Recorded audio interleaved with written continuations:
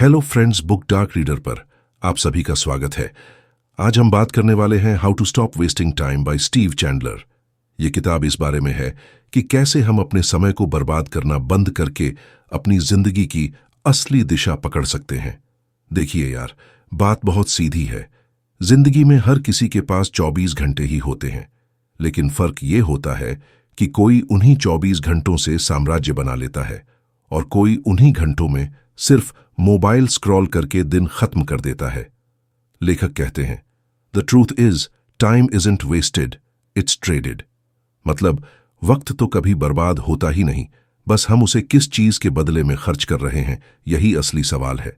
और यहीं से शुरू होती है किताब की सबसे मारक बात। तुम अपने समय को बेच रहे हो, लेकिन किस चीज के लिए? अब सोचिए, हर दिन हम उठते हैं, कुछ करने की सोचते हैं, लेकिन फिर फोन की एक नोटिफिकेशन आती है और बस वहीं से टाइम का बटुआ खाली होने लगता है। स्टीव चैंडलर कहते हैं कि इंसान तब समय बर्बाद नहीं करता जब उसके पास कोई योजना ना हो, बल्कि तब करता है जब उसके पास दिशा नहीं होती। वो कहते हैं, एक्टिविटी इज नॉट प्रोडक्टिविटी, यानी सिर्फ व्यस्त रहना काम का होना नहीं है। कितनी सटीक बात है ना? कभी गौर किया है कि दिन भर हम इधर उधर भागते रहते हैं, पर रात में लगता है आज किया क्या? लेखक कहते हैं, सबसे पहले हमें यह समझना होगा कि समय को बचाने की शुरुआत जागरूकता से होती है। जब तक हमें यह एहसास नहीं होगा कि हम अपना वक्त कहां खो रहे हैं, तब तक कुछ नहीं बदलेगा। वो कहते हैं, हर दिन की शुरुआत में खुद से बस एक सवाल पूछो, आज मैं अपना वक्त किस पर खर्च करने वाला हूं? यह सवाल जितना सीधा है उतना ही चुभता भी है। अब मान लीजिए हमारे इस किस्से का नायक है आरव, एक मिडिल क्लास लड़का जिसकी लाइफ में सब कुछ चल रहा है, ऑफिस, दोस्त, सोशल मीडिया, थोड़ा बहुत फिटनेस का दिखावा भी, पर अंदर से वो थका हुआ है। दिन खत्म होता है तो उसे लगता है जैसे उसने पूरे दिन कुछ किया भी नहीं। मोबाइल स्क्रीन टाइम 8 घंटे, पर काम का आउटपुट बस 2.5 घंटे। वो खुद से कहता है, यार मैं इतना टाइम कहां खो देता हूं? और यही सवाल उसकी जिंदगी बदल देता है। लेखक कहते हैं, awareness is the beginning of control, यानी जब तुम्हें पता चल जाता है कि तुम्हारा वक्त कहां जा रहा है, तभी तुम उसे वापस अपने हाथ में ले सकते हो। आरव ने यही किया। उसने एक नोटबुक ली और लिखा, आज मैंने कितने घंटे कहां लगाए। पहले दिन लिखा, ऑफिस 8 घंटे, इंस्टाग्राम 3 घंटे, यूट्यूब 2 घंटे और बाकी टाइम बस यूं ही। उसे खुद पर गुस्सा आया, पर वो हंसा भी, क्योंकि पहली बार उसे सच्चाई दिखी थी। लेखक कहते हैं कि समय बर्बादी की सबसे बड़ी वजह झूठी संतुष्टि है। वो जो थोड़ी देर मोबाइल देखने से आती है, या वो छोटा सा डोपामिन जब हम कुछ नया खरीद लेते हैं, या किसी की पोस्ट पर लाइक आ जाता है। हम सोचते हैं हम रिलैक्स हो रहे हैं, पर असल में हम अपनी ऊर्जा खो रहे होते हैं। स्टीव लिखते हैं, distraction is not rest, it's escape, यानी ध्यान भटकाना आराम नहीं है, भागना है। देखिए, ये बात जितनी गहरी है उतनी ही डरावनी भी है, क्योंकि हम सब अपनी थकान का इलाज गलत चीजों से कर रहे हैं। हमें शांति चाहिए और हम फोन खोल लेते हैं। हमें सुकून चाहिए और हम नोटिफिकेशन चेक करने लगते हैं। ये वो जगह है जहां से किताब हमें झकझोरती है। लेखक कहते हैं कि time wasters are actually energy drainers. समय नहीं, ऊर्जा खत्म होती है, और जब ऊर्जा खत्म हो जाती है तो समय अपने आप फिसल जाता है। अब आरव को यह समझ आने लगा था। उसने अगला स्टेप लिया, टाइम बर्बाद करने वाले पैटर्न पकड़ो। उसने देखा कि हर बार जब वो किसी मुश्किल टास्क की शुरुआत करने जाता तो उसका दिमाग कुछ आसान करने की तलाश में भागता, जैसे मोबाइल खोलना या मेल्स चेक करना। उसे महसूस हुआ कि वो काम से नहीं भाग रहा था, डर से भाग रहा था। लेखक कहते हैं, you don't waste time because you are lazy, you waste time because you are afraid. यानी हम आलसी नहीं हैं, हम डरे हुए हैं, असफलता, कठिनाई और असुविधा से। अब सोचिए, जब आप कोई बड़ा काम करने बैठते हैं, जैसे नया प्रोजेक्ट शुरू करना, कोई कोर्स करना या फिटनेस पर फोकस करना, तभी मन क्यों भटकता है? क्योंकि वहां अनिश्चितता है। दिमाग चाहता है आराम, और ये आराम हमें छोटी छोटी बेवजह की एक्टिविटी में मिल जाता है। स्टीव कहते हैं कि इस डर को हराने का एक ही तरीका है, माइक्रो मूवमेंट, यानी बहुत छोटे कदम से शुरू करो। अगर कोई प्रोजेक्ट है तो बस पहली लाइन लिखो। अगर एक्सरसाइज करनी है तो बस जूते पहन लो। अगर कॉल करनी है तो बस नंबर डायल करो। लेखक कहते हैं, मोशन क्रिएट्स इमोशन, यानी जब आप थोड़ा भी चलते हैं तो आपकी भावनाएं बदलती हैं और फिर वही ऊर्जा आपको आगे बढ़ाती है। आरव ने यही किया। उसने अगले दिन अपने काम के लिए एक 5 मिनट रूल बनाया। उसने कहा, बस 5 मिनट काम करूंगा। पर जब वो बैठा तो 5 मिनट 15 में बदले, 15 30 में, और फिर 2 घंटे निकल गए। उसके चेहरे पर एक हल्की मुस्कान थी। शायद मैं इतना आलसी नहीं था, बस डरपोक था। लेखक कहते हैं कि समय बचाने की असली कला कंट्रोल नहीं बल्कि कनेक्शन है। अगर तुम्हें वो काम पसंद है जो तुम कर रहे हो तो तुम समय नहीं गंवाते, तुम समय में खो जाते हो। You don't need to manage time, you need to fall in love with your work. और ये लाइन सच में जादू जैसी है। अब आप सोच रहे होंगे, ये सब सुनने में तो आसान है, पर असल में कैसे करें? तो यहीं लेखक का असली मैजिक शुरू होता है। वो कहते हैं, हर दिन की शुरुआत किसी स्पष्ट उद्देश्य के साथ करो। अगर तुम खुद को नहीं बताओगे कि आज क्या करना है, तो दुनिया तुम्हें बता देगी कि क्या करना है, और वो जो बताएगी वो तुम्हारे लिए नहीं, उसके लिए होगा। आरव अब हर सुबह अपनी डायरी में लिखता है, आज का उद्देश्य। कभी एक लाइन, कभी एक वाक्य, लेकिन बस इतना कि दिमाग को दिशा मिले। और धीरे धीरे उसने महसूस किया कि दिन का फ्लो बदलने लगा है। अब वो काम खुद तय करता है और बाकी चीजें उसके इर्द गिर्द एडजस्ट हो जाती हैं। किताब के पहले हिस्से में लेखक यही समझाते हैं, समय बचाने का खेल बाहर का नहीं, अंदर का है। स्टॉप वेस्टिंग टाइम का मतलब है स्टॉप वेस्टिंग योरसेल्फ, यानी खुद को बर्बाद करना बंद करो। और यहीं से कहानी एक नए मोड़ पर जाती है, जहां लेखक बताते हैं कि समय के साथ रिश्ता कैसे बदलना है, डर से नहीं, इरादे से। वहीं से शुरू होती है अगली सीख, जो शायद इस किताब की सबसे ताकतवर बात है, कि वक्त को पकड़ना नहीं, उसे महसूस करना सीखो। अब देखिए यार, पिछले हिस्से में हमने समझा कि वक्त का असली खेल हमारे दिमाग के अंदर चलता है। हम तब टाइम वेस्ट करते हैं जब डरते हैं या जब किसी चीज से जुड़ाव नहीं होता। अब स्टीव चैंडलर यहां से एक और गहरी बात कहते हैं, जो सुनने में तो बहुत सिंपल लगती है, लेकिन अगर दिल से समझ लो तो जिंदगी की आधी उलझने खत्म हो जाती है। वो कहते हैं, you don't find time, you make it, यानी वक्त मिलता नहीं है, बनाया जाता है। और यहीं ज्यादातर लोग फंस जाते हैं, क्योंकि उन्हें लगता है कि उनके पास टाइम की कमी है, जबकि सच्चाई ये है कि उनके पास दिशा की कमी है। आरव के साथ भी यही था। वो हर दिन कहता था, यार टाइम ही नहीं मिलता। लेकिन अब जब वो ईमानदारी से अपना दिन ट्रैक करने लगा तो उसे दिखने लगा कि वक्त तो है, पर वो बह रहा है गलत चीजों में। लेखक कहते हैं कि time management isn't about squeezing more into your day, it's about eliminating what doesn't matter. मतलब जरूरी ये नहीं कि आप अपने दिन में और चीजें ठूंस दें, बल्कि ये समझें कि कौन सी चीजें हटानी हैं। एक दिन आरव ऑफिस से लौटा, बहुत थका हुआ था। उसने सोचा, आज थोड़ा रिलैक्स करता हूं, पर जैसे ही उसने मोबाइल उठाया, घंटा निकल गया। फिर गिल्ट आया, फिर उसने कहा, अब तो देर हो गई, और फिर वही चक्र दोहराया गया। अगले दिन उसने किताब में पढ़ा, if you really want to stop wasting time, stop lying to yourself. यानी अगर वाकई में टाइम बर्बाद करना बंद करना है तो अपने आप से झूठ बोलना बंद करो। सोचिए, कितनी बार हम खुद से यही झूठ बोलते हैं, बस 5 मिनट, कल से पक्का शुरू करूंगा, अभी मूड नहीं है। ये झूठ ही असली चोर हैं, जो हमारे दिन के सबसे कीमती हिस्से को खा जाते हैं। स्टीव कहते हैं कि हर बार जब हम कल का नाम लेते हैं, हम अपने आज की ताकत खो देते हैं। वो लिखते हैं, tomorrow is the favourite hiding place of your fears. और ये लाइन तो जैसे आरव के दिल में चुभ गई। उसने ठान लिया, आज जो काम है आज ही करूंगा, चाहे मूड हो या ना हो। और सच बताऊं, पहले 2 दिन बहुत मुश्किल गए। वो बैठता था काम के लिए तो मन कहता, थोड़ा म्यूजिक सुन ले, मूड बन जाएगा। पर उसने खुद को याद दिलाया, मूड नहीं बनता, मूड बनाना पड़ता है। धीरे धीरे उसका ध्यान काम की गहराई में उतरने लगा, और उसे एहसास हुआ कि जब हम काम शुरू करते हैं तभी प्रेरणा आती है, पहले नहीं। लेखक कहते हैं, action is the antidote to procrastination, यानी टाल मटोल का एकमात्र इलाज है कार्रवाई।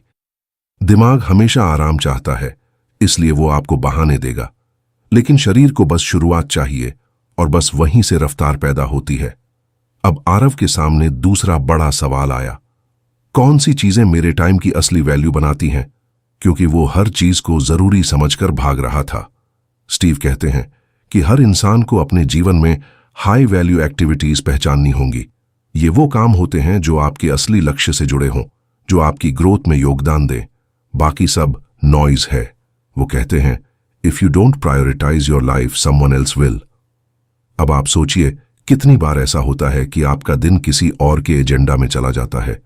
किसी ने कॉल किया, किसी ने कहा थोड़ा हेल्प कर दो, किसी मीटिंग में जाना पड़ा, और बस अपना असली काम फिर टल गया।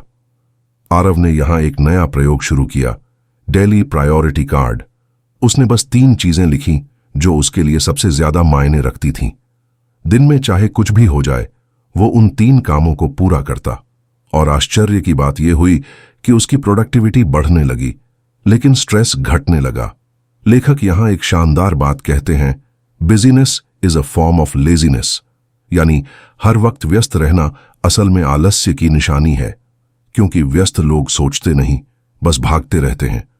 असली मेहनत यह है कि आप रुककर सोचें, मुझे सच में क्या करना चाहिए, और यही सोच समय बचाने की शुरुआत है। अब इस सोच को और गहराई से समझने के लिए लेखक हमें एक और लेयर में ले जाते हैं, एनर्जी साइकिल्स। वो कहते हैं कि टाइम को मैनेज करना उतना जरूरी नहीं जितना अपनी ऊर्जा को समझना। हर इंसान के दिन में कुछ घंटे होते हैं जब उसका दिमाग सबसे तेज चलता है, और कुछ घंटे जब वो थक जाता है। अगर आप अपने पीक एनर्जी टाइम में सही काम करें तो आप आधे समय में 2 गुना आउटपुट दे सकते हैं। आरव ने अपने साथ प्रयोग किया। उसने देखा कि सुबह के पहले 3 घंटे उसके लिए सबसे प्रोडक्टिव थे, लेकिन वो उस वक्त अक्सर सोशल मीडिया स्क्रॉल करता था या ईमेल में खोया रहता था। तो उसने तय किया, सुबह 9 से 12 सिर्फ हाई इंपैक्ट काम। और सच बताऊं, शुरू में बहुत कठिन था, लेकिन जब उसने ये नियम तोड़ा नहीं तो नतीजे दिखने लगे। शाम को जब वो फोन चलाता था तो गिल्ट नहीं होता था, क्योंकि उसका दिन जीता हुआ लगता था। लेखक कहते हैं, discipline is remembering what you want, यानी अनुशासन का मतलब है ये याद रखना कि तुम क्या चाहते हो। बहुत लोग सोचते हैं अनुशासन मतलब सख्ती या कंट्रोल, पर नहीं, अनुशासन तो अपने सपनों से जुड़ाव है। जब आपको अपने लक्ष्य से प्यार हो जाता है तो आप खुद को बर्बाद करने का मन ही नहीं करते। एक दिन आरव ने सोचा, मैं ये सब इसलिए कर रहा हूं क्योंकि मैं टाइम बचाना चाहता हूं, या इसलिए कि मैं अपनी जिंदगी वापस चाहता हूं। उसे समझ आया, असल में ये किताब टाइम की नहीं, लाइफ की आजादी की किताब है। स्टीव कहते हैं कि you stop wasting time when you stop wasting life. और यार, यही वो लाइन है जो सीधी दिल में लगती है, क्योंकि जब हम वक्त बर्बाद करते हैं, हम अपने सपनों को, अपने रिश्तों को, अपने खुद के बेहतर वर्जन को खोते हैं। आरव अब हर रात एक छोटा सा रिव्यू लिखता है। आज मैंने क्या सीखा? वो अपने छोटे छोटे सुधारों पर मुस्कुराता है। कभी कभी गलती होती है, फिर भी वो हार नहीं मानता। उसे अब पता है, प्रोडक्टिव होना कोई टूल नहीं है, ये एक मानसिकता है। और मानसिकता तब बनती है जब आप हर दिन अपने समय की कीमत पहचानते हैं। अब यहां से लेखक एक नए मोड़ की तरफ बढ़ते हैं। वो कहते हैं कि समय बचाने की सबसे बड़ी रणनीति क्लैरिटी है, यानी जितना साफ आप अपने लक्ष्य को समझेंगे उतना कम आप भटकेंगे, क्योंकि बिना साफ लक्ष्य के दिमाग खुद को व्यस्त रखेगा ताकि उसे खालीपन महसूस न हो। और यही आरव के अगले कदम की शुरुआत बनती है, अपने मकसद को साफ करना, क्योंकि वक्त तभी मायने रखता है जब उसे किसी मायने वाले काम में लगाया जाए। और वहीं से कहानी अगले अध्याय में उतरती है, जहां वक्त को बचाने की नहीं, अर्थ देने की बात होती है। अब देखिए, जब कोई इंसान अपने वक्त का मतलब समझने लगता है तो उसके अंदर एक हलचल सी शुरू हो जाती है। वही हो रहा था आरव के साथ। पहले वो सोचता था कि टाइम मैनेजमेंट मतलब हर घंटे का शेड्यूल बनाना, हर मिनट को कंट्रोल करना, लेकिन अब उसे महसूस हो रहा था कि ये तो अंदर की साफ गोई का मामला है। मैं क्या चाहता हूं? अगर यह सवाल साफ नहीं है तो दुनिया की कोई भी टू डू लिस्ट आपकी मदद नहीं कर सकती। स्टीव चैंडलर कहते हैं, क्लैरिटी इज पावर। और फिर लिखते हैं, when you don't know what you want, everything looks like a distraction. यानी जब आपको पता ही नहीं कि आप चाहते क्या हैं तो हर चीज ध्यान भटकाने वाली लगती है, क्योंकि दिशा ही नहीं होती। और यही वो जड़ है जहां से टाइम वेस्ट होना शुरू होता है। अब आरव ने तय किया कि वो अपने लक्ष्य साफ करेगा। उसने सोचा, मैं वाकई क्या चाहता हूं? और जैसे ही उसने ये सवाल अपने आप से पूछा, उसे अजीब सी बेचैनी हुई, क्योंकि सच तो ये था कि वो पिछले कई सालों से बस वही कर रहा था जो बाकी सब कर रहे थे। नौकरी, ईएमआई, थोड़ा पैसा, थोड़ा आराम। लेकिन दिल के अंदर एक आवाज थी जो कहती थी, यार, तू इससे ज्यादा के लिए बना है। किताब में स्टीव कहते हैं कि लोग अक्सर दो कारणों से टाइम वेस्ट करते हैं। या तो वो ऐसे काम में फंसे होते हैं जो उन्हें पसंद नहीं, या फिर उन्हें पता ही नहीं होता कि उन्हें क्या पसंद है। वो लिखते हैं, you can't save time on something that doesn't excite you. मतलब अगर आप किसी काम में दिलचस्पी ही नहीं रखते तो चाहे जितने टाइम मैनेजमेंट ट्रिक लगा लो, आपका मन वहां भटकेगा ही। आरव ने सोचा, अगर मुझे टाइम बर्बाद करना बंद करना है तो मुझे वो ढूंढना होगा जो मुझे भीतर से जिंदा रखे। उसने पुराने दिनों को याद किया जब कॉलेज में वो डिजाइनिंग करता था। घंटों तक कोई टाइम का एहसास नहीं होता था, पर अब वो सब छोड़ चुका था क्योंकि जिंदगी प्रैक्टिकल होनी चाहिए। पर अब उसे समझ आ रहा था कि प्रैक्टिकल होना और मरा हुआ जीना दोनों अलग बातें हैं। लेखक कहते हैं, the opposite of wasting time is meaningful engagement. यानी टाइम वेस्ट का उल्टा डिसिप्लिन नहीं है, बल्कि मीनिंगफुल जुड़ाव है। अगर आप किसी चीज से जुड़ जाते हैं जो आपको अर्थ देती है, तो फिर टाइम खुद आपका साथी बन जाता है। अब आरव ने एक छोटा सा कदम उठाया। उसने तय किया कि रोज आधा घंटा वो सिर्फ वही करेगा जो उसे अच्छा लगता है, बिना किसी प्रोडक्टिविटी के दबाव के। कभी वो ड्रॉ करता, कभी कोई पुराना गाना सुनता, कभी बस बैठकर सोचता। धीरे धीरे उसका दिमाग शांत होने लगा और उस शांति में उसे अपनी असली चाहतें दिखने लगीं। स्टीव यहां एक और जोरदार बात कहते हैं, confusion is the biggest time thief. यानी भ्रम ही सबसे बड़ा टाइम चोर है। और यह भ्रम तब पैदा होता है जब हम अपने अंदर की आवाज को अनदेखा करते हैं। लेखक कहते हैं कि सेल्फ कनेक्शन सबसे बड़ा टाइम मैनेजमेंट टूल है। जब आप खुद को जानते हैं, तभी आप तय कर पाते हैं कि किस चीज में समय लगाना है और किसे छोड़ देना है। आरव को अब समझ आ गया था कि टाइम वेस्ट होना दरअसल दिशाहीनता का साइड इफेक्ट है। उसने अपने लिए 3 सवाल लिखे। मुझे कौन सी चीजें ऊर्जा देती हैं? मुझे कौन सी चीजें थका देती हैं? अगर आज मेरा आखिरी दिन हो तो मैं क्या करना चाहूंगा? इन सवालों ने जैसे उसकी आत्मा को झकझोर दिया। उसे महसूस हुआ कि वो बहुत सारी चीजों को सिर्फ दूसरों के मानदंड के लिए कर रहा था। स्टीव कहते हैं, people waste time trying to be liked instead of trying to be alive. यानी लोग जिंदा होने की जगह पसंद किए जाने में वक्त गंवा देते हैं। अब आरव ने अपने आसपास की एनर्जी लीक्स पकड़नी शुरू की। वो दोस्त जो हर बार मिलने पर सिर्फ शिकायत करते, वो सोशल मीडिया अकाउंट जो तुलना करवाते, वो मीटिंग्स जहां कुछ हासिल नहीं होता। उसने एक एक करके ये सब कम करना शुरू किया। पहले डर लगा कि कहीं लोग गलत ना समझें, पर फिर उसे वो लाइन याद आई, you are not busy, you are afraid of being alone with yourself. और उसने खुद से कहा, अब डरना नहीं है। धीरे धीरे उसकी जिंदगी में साइलेंस आने लगा। अब वो हर वक्त शोर में नहीं था, और इसी साइलेंस में उसने नोटिस किया कि उसके अंदर कितनी ताकत है।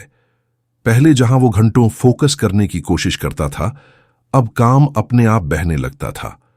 उसने समझा कि टाइम वेस्ट असल में एनर्जी वेस्ट है, और जब एनर्जी सही दिशा में बहती है तो टाइम खुद प्रोडक्टिव बन जाता है। लेखक कहते हैं, you don't need more time, you need more truth. और ये लाइन जैसे आरव के अंदर की दीवारें तोड़ देती है।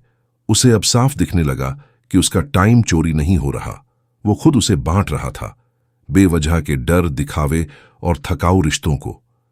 अब उसने एक और नियम बनाया, हर हां के पीछे एक ना जरूरी है। यानी अगर मैं किसी चीज को हां कहता हूं तो इसका मतलब है कि किसी और चीज को ना कह रहा हूं। और अब वो अपनी हां बहुत सोच समझ कर देता था। अगर किसी काम में उसका दिल या मकसद नहीं होता तो वो विनम्रता से मना कर देता।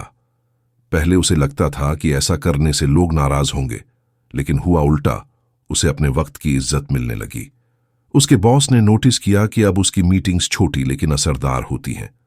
उसके कुछ पुराने दोस्त दूर हुए, लेकिन नए रिश्ते बने जिनमें ऊर्जा और अर्थ दोनों थे। और यही तो लेखक कहते हैं, When you stop wasting time, you start attracting purpose। यानी जब आप अपना वक्त बर्बाद करना बंद करते हैं तो मकसद खुद आपकी तरफ खींचता है।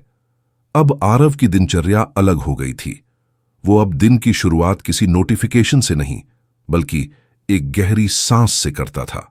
वो हर सुबह खुद से पूछता, आज मैं किस चीज को मायने देने वाला हूं, और बस यही सवाल उसे दिशा दे देता था। स्टीव चैंडलर कहते हैं कि life expands when you start respecting your time. और ये बात किसी मोटिवेशनल पोस्ट की तरह नहीं, बल्कि किसी जीवन दर्शन की तरह लगती है, क्योंकि वक्त की इज्जत करने का मतलब है अपनी जिंदगी की इज्जत करना। और अब जब आरव इस राह पर बढ़ चला है, तो अगला कदम और भी दिलचस्प है। जब आप अपने वक्त को दिशा दे देते हैं, तब एक नया दुश्मन सामने आता है, डिस्ट्रैक्शन डिस्गाइज्ड एज प्रोडक्टिविटी। यानी वो चीजें जो दिखने में काम लगती हैं, पर असल में आपको असली मकसद से भटका देती है। और यहीं से कहानी अगले हिस्से में मुड़ती है, जहां स्टीव बताते हैं कि कैसे काम का दिखावा भी टाइम की सबसे खतरनाक बर्बादी है। अब देखिए यार, जब इंसान अपने वक्त को काबू में लेना शुरू करता है, तो जिंदगी एकदम नई लगने लगती है। लेकिन वहीं से शुरू होता है असली इम्तिहान, क्योंकि अब सामने आता है वो चालाक दुश्मन, जो आलस नहीं है, बल्कि कृत्रिम व्यस्तता है। स्टीव चैंडलर इसे कहते हैं द इल्यूजन ऑफ प्रोडक्टिविटी, यानी वो झूठी तसल्ली कि मैं बहुत कुछ कर रहा हूं, जबकि असल में आप बस गोल गोल घूम रहे होते हैं। आरव के साथ भी अब यही होने लगा था। पहले वो टाइम बर्बाद करता था मोबाइल में, अब उसने मोबाइल छोड़ दिया, पर उसकी जगह उसने खुद को अत्यधिक काम में झोंक दिया। वो हर वक्त कुछ न कुछ करता रहता, ईमेल, नोट्स, छोटे छोटे टास्क। लेकिन जब रात आती तो वही पुरानी थकान और खालीपन। उसे लगता, यार इतना कुछ करने के बाद भी लगता है कुछ हुआ ही नहीं। लेखक यहां एक तगड़ी बात कहते हैं, being busy is not the same as being effective. यानी व्यस्त रहना और असरदार होना दोनों अलग चीजें हैं। वो कहते हैं, ज्यादातर लोग अपनी व्यस्तता से गर्व महसूस करते हैं, जैसे वो कोई तमगा हो, मैं बहुत बिजी हूं, पर असल में वो बस भाग रहे होते हैं, अपने ही डर से, अपनी असहजता से, अपने असली मकसद से। स्टीव लिखते हैं, business is emotional avoidance in disguise. यानी व्यस्तता एक बहाना है अपनी भावनाओं से भागने का। जब हम किसी काम में पूरी तरह डूब नहीं पाते, तो हम दूसरे काम ढूंढ लेते हैं, ताकि वो खालीपन महसूस ना हो। अब सोचिए, कितनी बार ऐसा हुआ है कि आपको कोई गहरा काम करना था, कोई किताब लिखनी थी, कोई बिजनेस प्लान बनाना था, या किसी मुश्किल बातचीत का सामना करना था, लेकिन आपने खुद को छोटे छोटे कामों में उलझा लिया, जैसे टेबल साफ करना, ईमेल चेक करना, मीटिंग शेड्यूल करना। ये सब काम दिखते प्रोडक्टिव हैं, पर असल में आपको असली काम से दूर रखते हैं। आरव को अब ये बात समझ आने लगी थी। उसने नोटिस किया कि जब भी कोई ऐसा टास्क आता जिससे वो डरता या जिसे लेकर असुरक्षित महसूस करता, वो अपने आप कुछ और करने लग जाता। वो उस काम के आसपास मंडराता रहता, पर शुरू नहीं करता। लेखक कहते हैं, the mind loves the feeling of progress even without progress. यानी दिमाग को आगे बढ़ने का एहसास चाहिए, चाहे असल में आप आगे बढ़े हों या नहीं। इसलिए उन्होंने एक उपाय दिया, द पावर लिस्ट।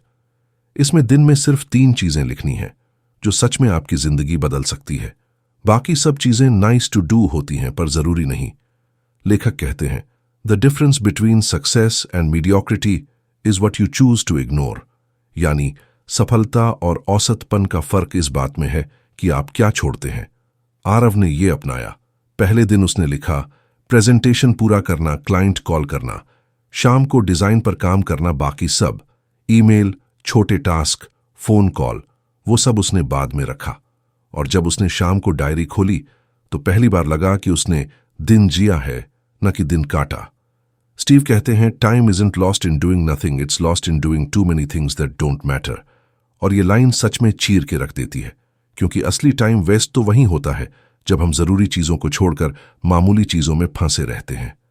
अब आरव को महसूस होने लगा कि हर चीज जो जरूरी लगती है, वो वाकई जरूरी नहीं होती।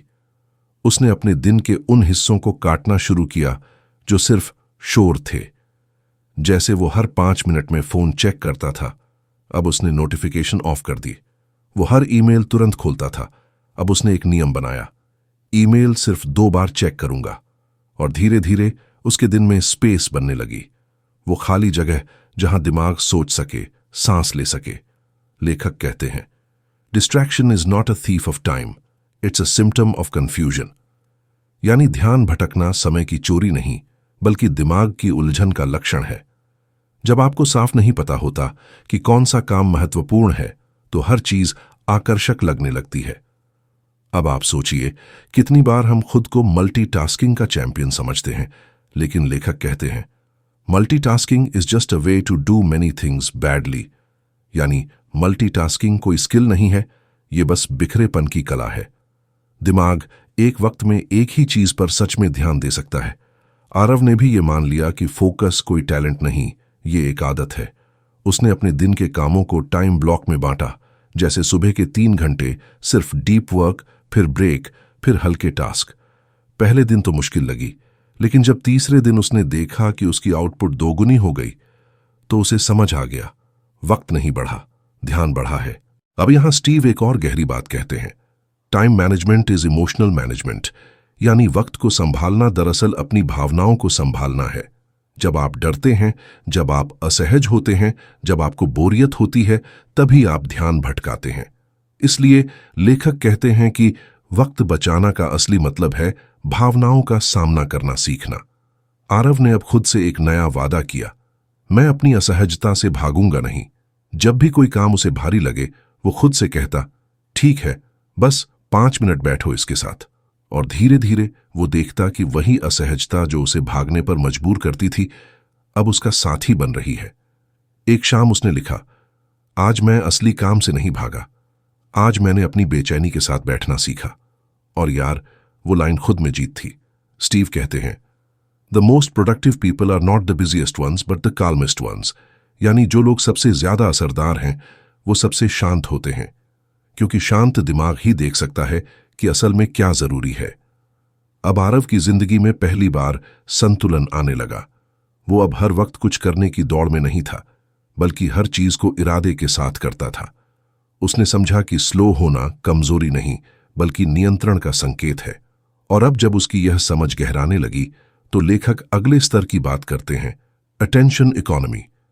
यानी अब दुनिया में जो चीज सबसे कीमती है, वो आपका पैसा नहीं, आपका ध्यान है।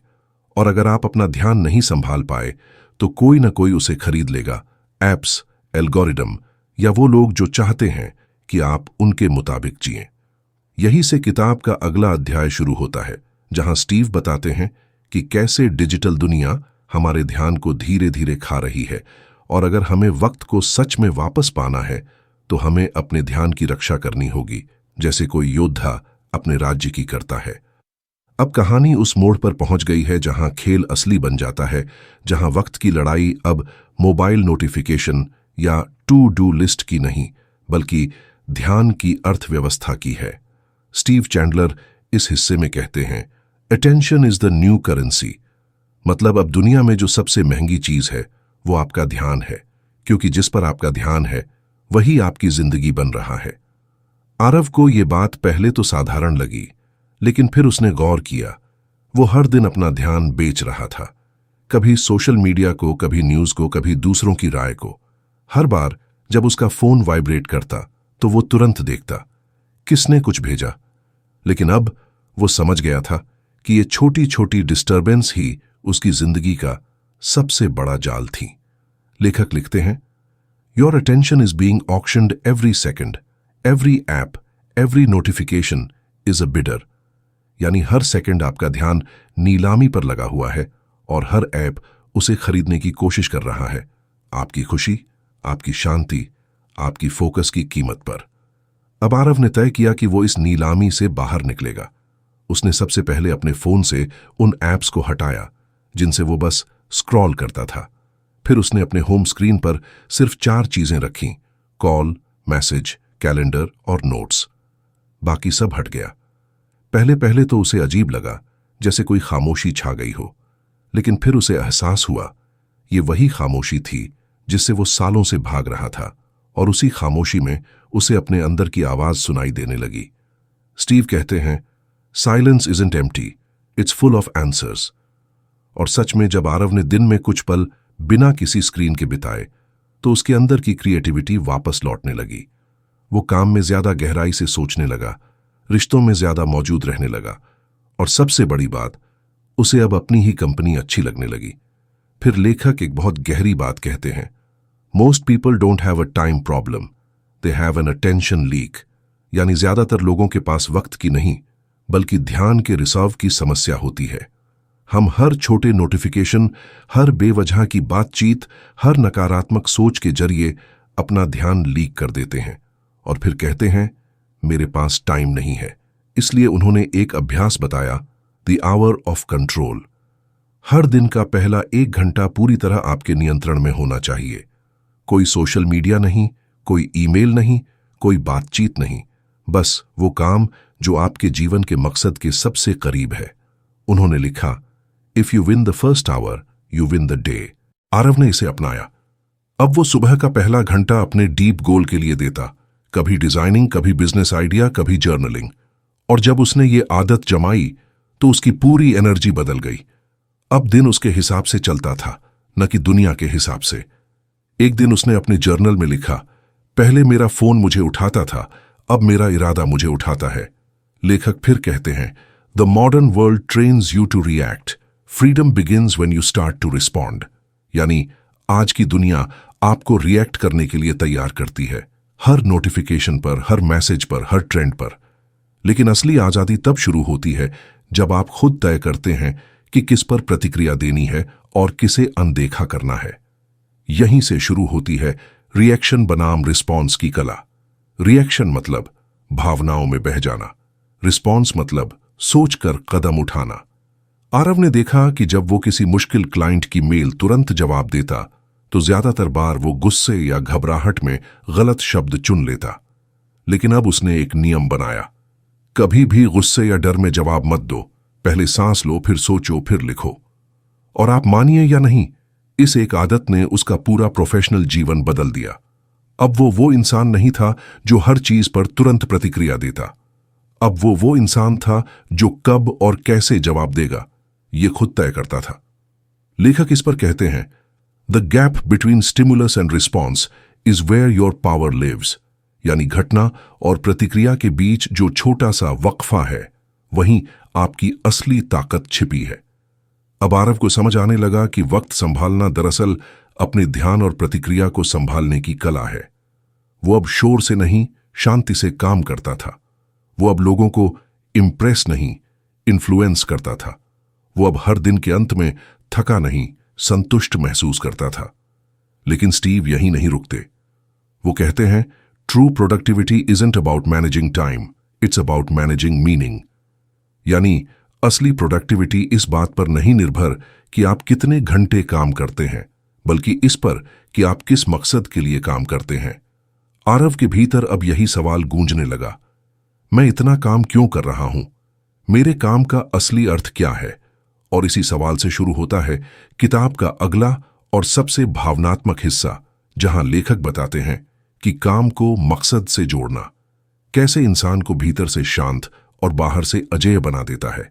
यानी अब वक्त की जंग से निकलकर कहानी मीनिंग की तलाश में उतरने वाली थी, जहां काम सिर्फ करने की चीज नहीं बल्कि जीने की वजह बन जाता है। आरव की कहानी अब उस मुकाम पर आ चुकी थी जहां वक्त की समस्या ध्यान की समस्या बन चुकी थी और ध्यान की समस्या अब मीनिंग यानी जीवन के अर्थ की खोज में बदल रही थी। स्टीव चैंडलर ने इस हिस्से में एक बहुत गहरी बात कही है, people don't burn out because they are too busy, they burn out because they forget why they started. यानी लोग इसलिए थक नहीं जाते कि उनके पास बहुत काम है, बल्कि इसलिए कि उन्हें याद ही नहीं रहता वो क्यों शुरू हुए थे। आरव ने जब पहली बार ये पंक्ति पढ़ी तो वो कुछ मिनट तक खामोश बैठा रहा। उसके भीतर जैसे किसी ने सच का बटन दबा दिया हो। उसे याद आया कि वो अपने स्टार्टअप के लिए कितना जुनूनी था, लेकिन अब हर दिन बस डेडलाइन और डिलीवरी का खेल रह गया था। उसका मकसद खो गया था और उसकी जगह बस टास्क लिस्ट ने ले ली थी। स्टीव कहते हैं, when you lose your why you lose your way. यानी जब आप अपना क्यों भूल जाते हैं तो रास्ता भी खो देते हैं। अब आरव को समझ आया कि वक्त बचाने की कोशिश तभी सफल होगी जब वो अपने काम के पीछे का क्यों ढूंढेगा। इसलिए उसने जर्नल खोला और खुद से पूछा, मैं ये सब क्यों कर रहा हूं? किस लिए मैं हर सुबह उठता हूं? क्या मेरा काम मेरे जीवन की दिशा से मेल खाता है? पहले तो कोई जवाब नहीं आया। फिर कुछ दिन बाद एक शाम जब वो ऑफिस के बाहर बारिश देख रहा था तो उसके मन में एक अजीब शांति उतरी। उसे याद आया, वो लोगों की जिंदगी आसान बनाना चाहता था। यही उसकी असली प्रेरणा थी। पैसे, शोहरत या प्रतिस्पर्धा नहीं, बल्कि यह एहसास कि उसका काम किसी की मदद कर रहा है। स्टीव ने लिखा है, purpose doesn't add time, it multiplies energy. यानी मकसद वक्त नहीं बढ़ाता, ऊर्जा को बढ़ा देता है। और सच यही था। आरव के भीतर फिर से वो पुराना जोश लौटने लगा। अब उसने काम करने का तरीका बदल दिया। वो पहले यह तय करता, क्या यह काम मेरे मकसद से जुड़ा है? अगर नहीं, तो वो या तो उसे डेलीगेट करता या हटा देता। धीरे धीरे उसकी टेबल से अनावश्यक चीजें हटने लगीं और जीवन से भी।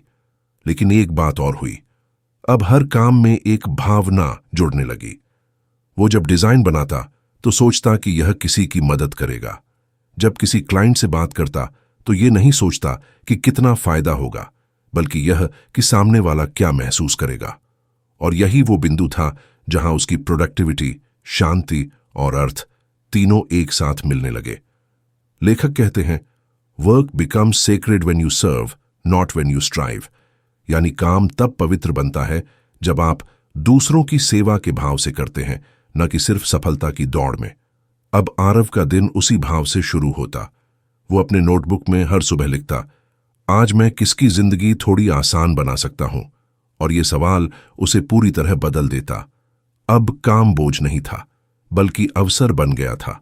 स्टीव फिर बताते हैं कि मीनिंग से जुड़ा काम कभी थकाता नहीं, क्योंकि जब हम वो करते हैं जो हमारे भीतर की सच्चाई से मेल खाता है, तब ऊर्जा खुद बहने लगती है। लेखक इसे फ्लो स्टेट कहते हैं। When your purpose meets your skills, you enter flow। यानी जब आपका मकसद और आपकी क्षमता एक साथ चलने लगते हैं तो आप फ्लो में पहुंच जाते हैं। वो स्थिति जहां वक्त गायब हो जाता है और बस काम का आनंद बचता है। आरव ने इसे महसूस किया। अब वो कभी कभी 5 घंटे लगातार काम करता और उसे लगता जैसे आधा घंटा ही बीता हो। वो थकता नहीं, बल्कि और करने का मन करता। यही वो फ्लो था जिसकी किताब में बात की गई थी। लेकिन लेखक चेतावनी देते हैं, don't chase flow, create the conditions for it. यानी फ्लो के पीछे भागो मत, बल्कि ऐसी परिस्थितियां बनाओ जहां वो खुद आए। इसके लिए उन्होंने 3 सरल नियम बताए। पहला, काम के लिए साफ समय सीमा तय करो। दूसरा, एक बार में सिर्फ एक ही चीज पर काम करो। तीसरा, उस काम में अपना पूरा दिल डाल दो, बिना किसी जजमेंट के। आरव ने ये तीनों अपनाए। अब वो काम के वक्त फोन को दूसरे कमरे में रख देता, ईमेल बंद कर देता और टाइमर लगाता। अगले 90 मिनट सिर्फ यही काम।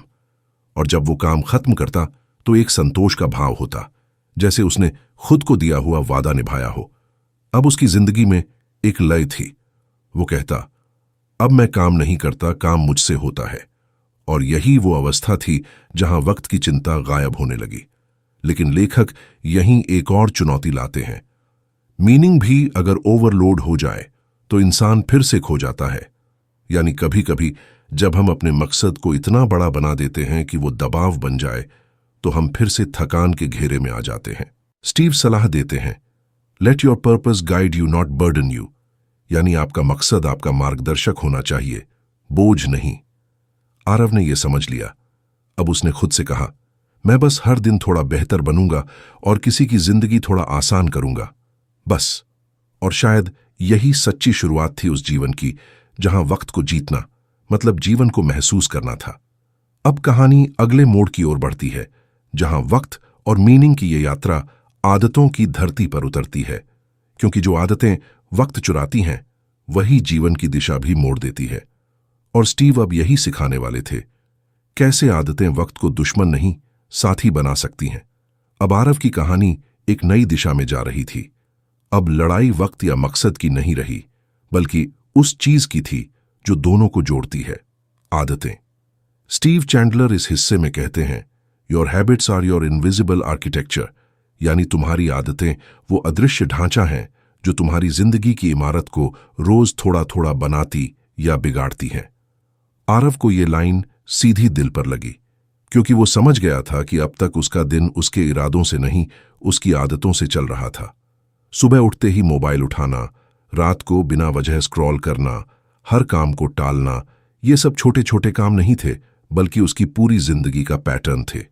स्टीव कहते हैं, you don't decide your future, you decide your habits and your habits decide your future. और सच यही था।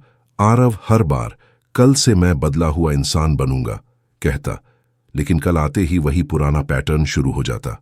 अब उसने फैसला किया कि वो वक्त की लड़ाई नहीं बल्कि आदतों की क्रांति लड़ेगा। उसने जर्नल खोला और लिखा, मेरी 3 आदतें कौन सी हैं जो मेरा वक्त खा जाती हैं। उसने खुद से ईमानदारी की और जवाब आया, पहली, मोबाइल चेक करना हर 5 मिनट में। दूसरी, हर काम को आखिरी मिनट तक टालना। तीसरी, एक साथ बहुत कुछ करने की कोशिश करना। अब उसने एक एक पर काम शुरू किया।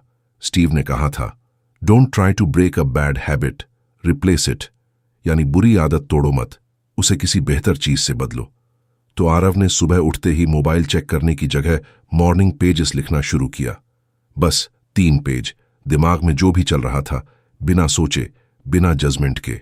पहले तो उसे यह अजीब लगा, लेकिन तीसरे दिन उसे एहसास हुआ उसका मन हल्का हो गया है। अब वो दिन की शुरुआत किसी और की पोस्ट से नहीं बल्कि अपनी सोच से करता था। दूसरी आदत, टाल मटोल। इस पर स्टीव ने लिखा, procrastination is not laziness, it's fear, यानी टालना आलस नहीं, डर है, असफलता का, परफेक्शन का या जज किए जाने का। आरव ने यह समझा और खुद से कहा, अगर मैं डर रहा हूं तो इसका मतलब ये चीज जरूरी है।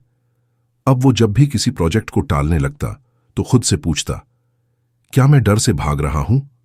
और धीरे धीरे वो हर बार उस डर को पार करने लगा।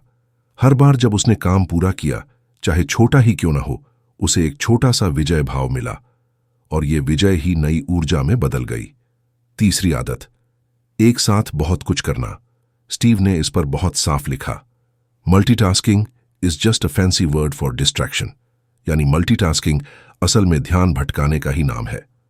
आरव ने ये बात दिल पर ली। उसने तय किया, एक वक्त पर सिर्फ एक चीज। अब वो टाइमर लगाता, ईयरफोन पहनता और तब तक उस एक काम पर डूबा रहता जब तक पूरा ना हो जाए। धीरे धीरे उसका ध्यान बढ़ने लगा और उसे वो एहसास हुआ जो उसने कॉलेज के दिनों में किताबें पढ़ते वक्त महसूस किया था, पूरा डूब जाना। लेखक कहते हैं, discipline is remembering what you want, यानी अनुशासन का मतलब अपने मकसद को याद रखना है। अब जब भी आरव किसी आदत को निभाने में ढीला पड़ता तो वो खुद से पूछता, क्या मैं भूल गया कि मैं क्या चाहता हूं? और यह सवाल उसे वापस पथ पर ले आता। आरव अब समझ चुका था कि आदतें सिर्फ समय प्रबंधन की तकनीक नहीं है बल्कि आत्मनियंत्रण का प्रमाण है। हर बार जब वो किसी प्रलोभन से बचता तो उसका आत्मविश्वास थोड़ा और बढ़ जाता। हर बार जब वो खुद से किया वादा निभाता तो उसके भीतर की ताकत थोड़ी और मजबूत होती।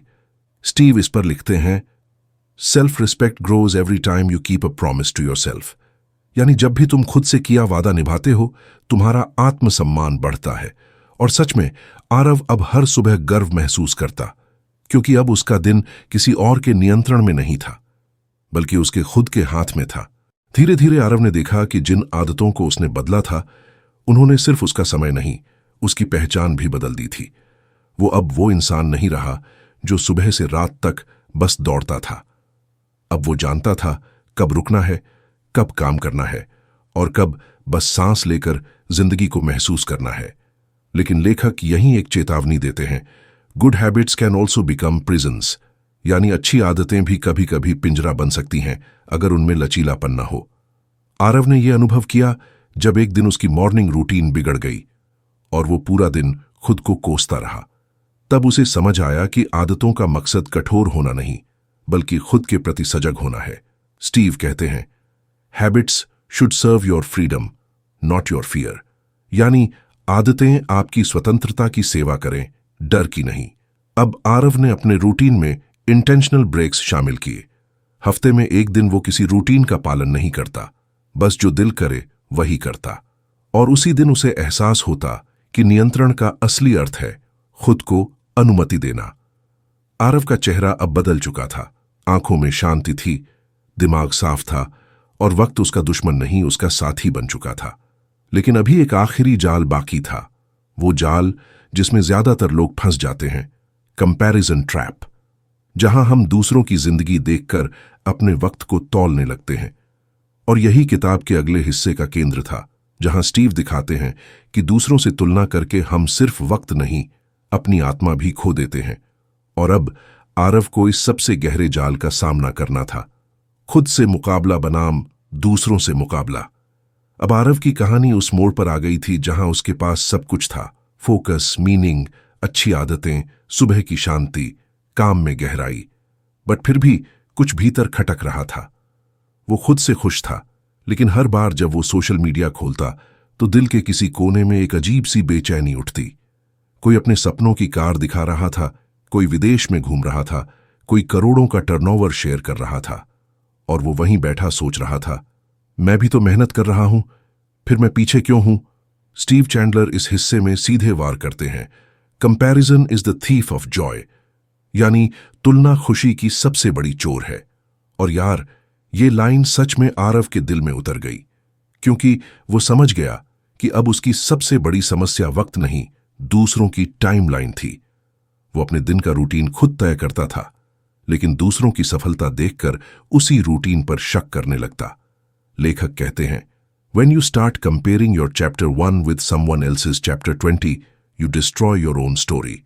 यानी जब तुम अपनी किताब के पहले चैप्टर की तुलना किसी और की 20वें चैप्टर से करते हो, तो अपनी कहानी की खूबसूरती खुद मिटा देते हो। आरव को यह बात गहराई तक लगी।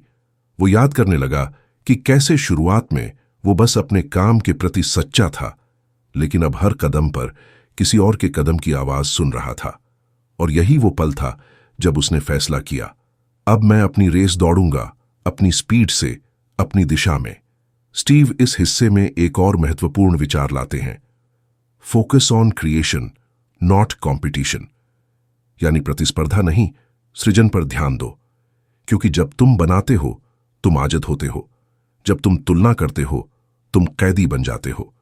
आरव ने तय किया कि अब वो सोशल मीडिया पर दूसरों की पोस्ट को देखने की बजाय हर दिन कुछ नया बनाएगा, कुछ ऐसा जो उसके काम का, उसके विचारों का, उसकी आत्मा का हिस्सा हो। अब वो सुबह अपने जर्नल में 3 चीजें लिखता, आज मैं क्या बनाऊंगा, क्या सीखूंगा और किसके प्रति आभारी रहूंगा। धीरे धीरे उसका ध्यान दूसरों से हटकर खुद पर लौटने लगा। स्टीव कहते हैं, gratitude and comparison cannot coexist, यानी आभार और तुलना एक साथ नहीं रह सकते।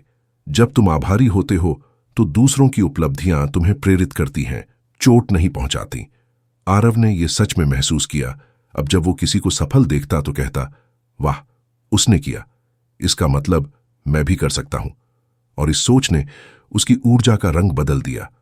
अब ईर्ष्या की जगह प्रेरणा थी, जलन की जगह जिज्ञासा थी, और तुलना की जगह करुणा थी, खुद के लिए और दूसरों के लिए भी। लेकिन यहां लेखक एक और जाल बताते हैं, comparison with the past self, यानी जब हम अपने पुराने संस्करण से भी अंधाधुंध मुकाबला करने लगते हैं। पहले मैं इतना फिट था, पहले मैं इतना तेज था, पहले मैं इतना उत्साही था। स्टीव कहते हैं, don't worship your past self, learn from it, यानी अपने पुराने स्वरूप की पूजा मत करो, उससे सीखो। क्योंकि अगर तुम अतीत से बंधे रहोगे तो भविष्य में कदम नहीं रख पाओगे। आरव ने इस बात को दिल से अपनाया। अब वो खुद से कहता, मैं अब वो इंसान नहीं हूं जो 2 साल पहले था, और ये अच्छी बात है क्योंकि मैंने बदलना सीखा है। उसने अपने पुराने जर्नल्स पढ़े और महसूस किया कि हर संघर्ष, हर असफलता, हर ठहराव ने उसे नया बनाया है। और यही बदलाव असल में उसकी ताकत थी, उसकी प्रगति थी। लेखक कहते हैं, true confidence comes when you stop competing and start contributing, यानी सच्चा आत्मविश्वास तब आता है जब तुम प्रतिस्पर्धा छोड़कर योगदान देना शुरू करते हो। अब आरव का लक्ष्य सिर्फ सफलता नहीं रहा, वो चाहता था कि उसका काम किसी की जिंदगी में फर्क लाए। वो हर दिन अपने छोटे छोटे प्रोजेक्ट्स को इस सोच के साथ करता, क्या ये किसी की मदद करेगा। धीरे धीरे उसका मन शांत होने लगा। वो अब रेस से बाहर था, लेकिन खेल में और गहराई से शामिल था। वो अब दूसरों की घड़ी से नहीं, अपने दिल की धड़कन से वक्त मापता था। और एक दिन उसने अपने नोटबुक में लिखा, अब मुझे जल्दी नहीं है, क्योंकि अब मुझे रास्ता पसंद है। स्टीव इस अध्याय के अंत में एक आखिरी बेहद खूबसूरत पंक्ति लिखते हैं, the opposite of comparison is presence, यानी तुलना का उल्टा है वर्तमान में होना। जब तुम पूरी तरह इस पल में होते हो तो कोई और तुम्हें पीछे नहीं छोड़ सकता, क्योंकि तुम रेस में नहीं हो, तुम जीवन में हो। अब आरव हर सुबह सूरज को थोड़ा और देर तक देखता, हर कॉफी को थोड़ा और महसूस करता और हर काम को थोड़ा और जीता। वो जान चुका था कि वक्त का सबसे बड़ा उपहार है यह क्षण, लेकिन कहानी यहीं खत्म नहीं होती, क्योंकि अब जबकि आरव ने तुलना का जाल काट लिया था, एक और गहरी परीक्षा उसका इंतजार कर रही थी, थकान की। वो जो तब आती है जब सब कुछ सही चल रहा हो, लेकिन अंदर से ऊर्जा सूखने लगे। और स्टीव चैंडलर अगले हिस्से में यही समझाते हैं कैसे रिस्ट यानी आराम सिर्फ आलस नहीं बल्कि आत्मा की रिचार्जिंग है। अब आरव को सीखना था कि काम करना जितना जरूरी है, रुकना उतना ही पवित्र है। अब आरव की जिंदगी पहले से कहीं ज्यादा संतुलित लग रही थी। वो हर दिन ध्यान करता, जर्नल लिखता, काम में फोकस करता और दूसरों से तुलना छोड़ चुका था। लेकिन धीरे धीरे उसके भीतर एक नई लड़ाई शुरू हुई, थकान की। वो हर दिन बहुत कुछ हासिल कर रहा था, लेकिन भीतर कहीं खालीपन बढ़ता जा रहा था। सुबह उठते ही उसका मन कहता, थोड़ा और सो जा। शाम को वो सोचता, आज कुछ खास नहीं किया। और फिर अपराध बोध की लहर उसके भीतर उठती। यहीं स्टीव चैंडलर अपनी किताब टाइम वॉरियर के इस अध्याय में कहते हैं, rest is not a reward, it's a responsibility, यानी आराम कोई इनाम नहीं, एक जिम्मेदारी है। आरव को यह सुनकर झटका लगा, क्योंकि वो हमेशा सोचता था कि आराम तब मिलेगा जब सब काम पूरे हो जाएंगे। लेकिन स्टीव कहते हैं, अगर तुम सिर्फ तब आराम करते हो जब सब खत्म हो जाए, तो तुम कभी आराम नहीं कर पाओगे। आरव ने महसूस किया कि उसकी जिंदगी में पॉज नाम की चीज ही गायब हो गई थी। वो काम में इतना डूब गया था कि उसे सांस लेने की जगह ही नहीं मिल रही थी। हर रात वो सोचता, बस थोड़ा और कर लूं, फिर रेस्ट कर लूंगा। लेकिन वो थोड़ा और कभी खत्म नहीं होता था। एक दिन उसने अपने गुरु से पूछा, क्या मुझे और मेहनत करनी चाहिए या थोड़ा आराम? गुरु मुस्कुराए और बोले, आरव, अगर तुम थके हुए पेड़ से फल मांगोगे तो क्या मिलेगा? आरव बोला, सूखी टहनियां। गुरु ने कहा, बस वही तुम अपने मन से मांग रहे हो। उस दिन के बाद आरव ने ठान लिया कि वो आराम को भी अपने काम का हिस्सा बनाएगा। वो हर 2 घंटे बाद 10 मिनट का ब्रेक लेने लगा। शाम को वो टहलने जाता, बिना मोबाइल, बिना ईयरफोन। वो सिर्फ पेड़ों की आवाज, हवा की सरसराहट और अपने कदमों की चाल सुनता। धीरे धीरे उसका मन फिर से जीवित होने लगा। स्टीव चैंडलर इस हिस्से में कहते हैं, When you rest consciously, you don't lose time, you gain clarity। यानी जब तुम सजग होकर आराम करते हो तो तुम वक्त नहीं खोते बल्कि स्पष्टता पाते हो। आरव ने देखा कि जब वो थकान में काम करता तो गलतियां बढ़ जाती, लेकिन जब वो छोटे छोटे ब्रेक लेता तो वही काम आधे समय में पूरा हो जाता। वो समझ गया कि फोकस कोई हमेशा चालू रहने वाली मशीन नहीं है, उसे भी ठंडा होना पड़ता है, वरना वो जल जाता है। एक दिन उसने अपने ऑफिस में बोर्ड लगाया, busy is a trap, rest is power. और अब उसके साथ काम करने वाले लोग भी उसे देखकर अपने ब्रेक लेने लगे। आरव ने महसूस किया कि जो इंसान खुद को रेस्ट करने की अनुमति देता है, वो दूसरों को भी ऐसा करने की इजाजत देता है। स्टीव इस अध्याय में एक और शानदार विचार देते हैं, energy comes from recovery not activity, यानी ऊर्जा काम से नहीं रिकवरी से आती है। जितना तुम खुद को रिकवर करते हो उतना ज्यादा पावरफुल बनते हो। आरव ने अब अपनी दिनचर्या में नो वर्क जोन बनाया। हर रविवार वो किसी भी काम का टच नहीं करता। वो पढ़ता, घूमता या बस परिवार के साथ हंसता। और उसी दिन उसे सबसे अच्छे आइडिया आते, क्योंकि जब मन शांत होता है तब क्रिएटिविटी बहती है। एक रात उसने अपने जर्नल में लिखा, पहले मैं सोचता था कि सफलता मेहनत से मिलेगी, अब समझ आया कि सफलता ऊर्जा से मिलती है। अब उसकी जिंदगी सिर्फ करने से नहीं, होने से भी भरी हुई थी। वो जान चुका था कि अगर दिन को मजबूत बनाना है तो रात को शांत करना जरूरी है। अगर सपनों को साकार करना है तो शरीर और आत्मा दोनों को साथ रखना होगा। स्टीव चैंडलर इस अध्याय के अंत में लिखते हैं, your best work is done by your rested self, यानी तुम्हारा सबसे अच्छा काम तुम्हारा सबसे शांत, सबसे आराम किया हुआ स्वरूप करता है। आरव ने इसे अपनी जिंदगी का मंत्र बना लिया। अब उसके दिन के 3 हिस्से थे, काम के लिए फोकस, जीवन के लिए शांति और आत्मा के लिए आराम।